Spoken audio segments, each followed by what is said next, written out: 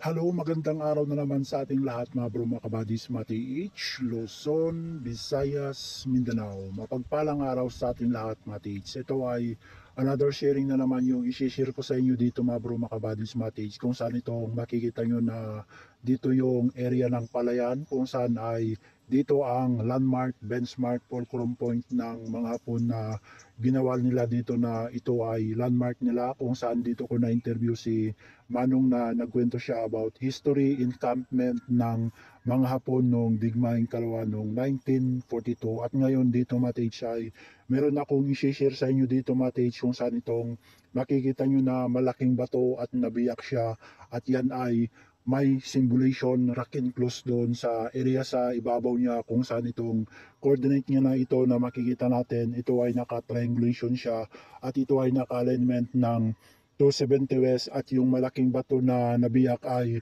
naka-alignment yan ng 90 degrees, kung saan ay naka-simulation ng wood element doon na naislas, at naislas dito yung bato na yan kung saan ay naka 90 degree, at ito naman yung portion na ito ay naka 270 west, kung saan makikita nyo yan ang simulation square box, at yan ang sumisimbolo kotse, na ibig sabihin diyan na mismo ang pintuan, kung saan itong makikita nyo ito Matage ay naka-coordinate naman yan sa portion na ito, kung saan yung makikita natin na animal sign marker na nakatingin dito, at yan ay naka-alignment ng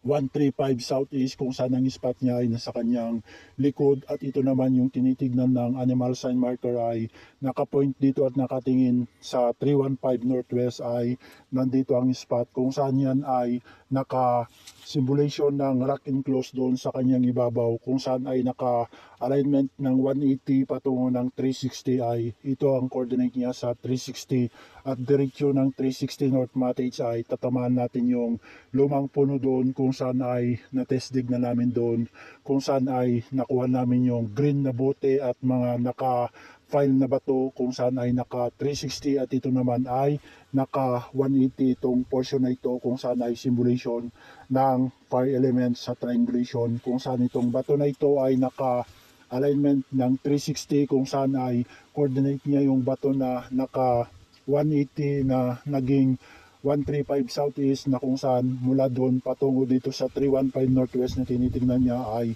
10 feet patungo dito, at doon ay titignan natin Matage kung ano ang nakasimulation dito sa portion na ito, kung saan ang makikita natin ito ang simulation ng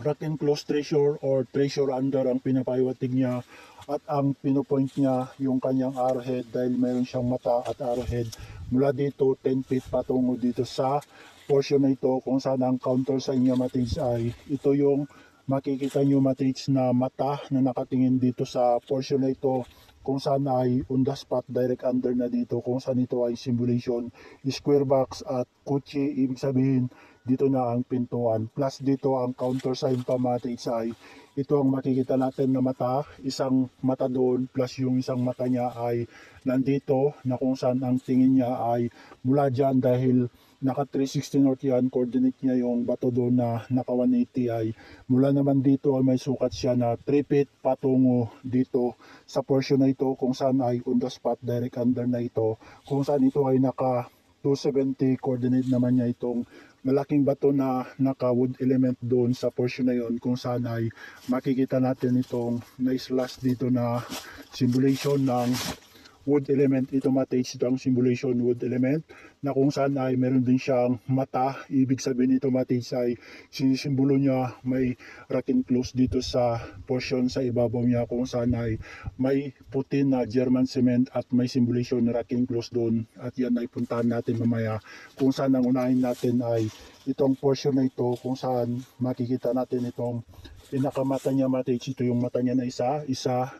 dalawa, at mayroong perfect dot doon, na kung saan itong nandito na dot ay perfect dot mula dyan dahil mata din yan na nakatingin sa spot 3 feet patungo dito sa portion na ito, kung saan ay on the spot direct under na dito, kung saan Itong isang mata niya mates ay makikita nyo ito. Ito ay pinakainan nila ng German cement. Maring itong portion na ito mates ay may rack enclosed din dito kung saan makikita nyo nakabukol dito plus dito mates ay nakasimulation din ito na nakabukol dito, kaya simulation din ito na maring rack enclosed din ito mates, kasi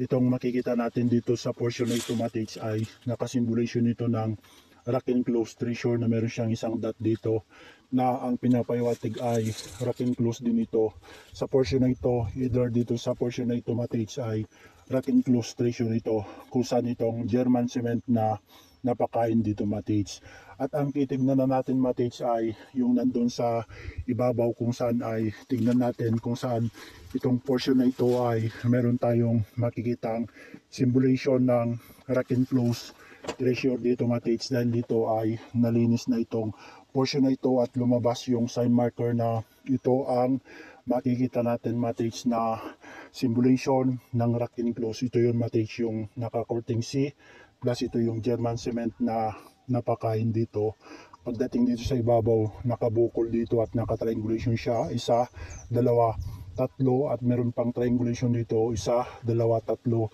Ibig sabihin yan ay object inside the body of rock, kung saan ito ay makikita natin napakain ito na bato. At matutungayan nyo mates at pupukpukin ko yan dahil yan ay rock enclosed, kung saan makikita nyo itong portion na ito mates ay kapak.